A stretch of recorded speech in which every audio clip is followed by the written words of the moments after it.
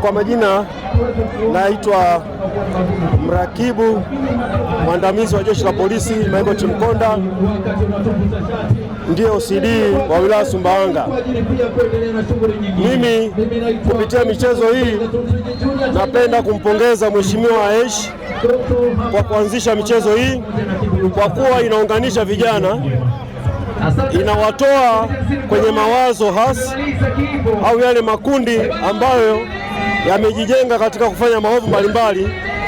Yanapoungana hapa kwa ajili ya michezo, wakati tunaamini michezo ni afya, inawaunganisha na inawaondoa kwenye yale mawazo hasi, na hivyo kuwarudisha kwenye misingi ya umoja, ya ulinzi wa nchi yao pamoja na amani. Lakini pia michezo inaweza kutuweka karibu na vijana, kwa kuwa tunapata nafasi ya kuweza kuwashauri, kuwaelekeza na kuwajenga kuwa wazalendo. Kwa hivyo kupitia michezo hii, na sisi jeshi la polisi tuna programu zetu, tuna miradi yetu, ikiwa ni pamoja na ulinzi shirikishi, makundi rika, basi ni fursa sahihi ya kuwafanya vijana hawa kuwarudisha katika mstari, kuto kusikiliza au kupata mawazo potovu ambayo yanakuwa yanachochewa katika mitandao katika kuvuruga amani ya nchi.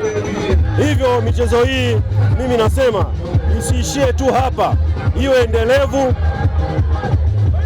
endelevu katika vipindi vijavyo, na iwe inafanyika mara kwa mara katika kata na mpaka kwenye levo za vijiji.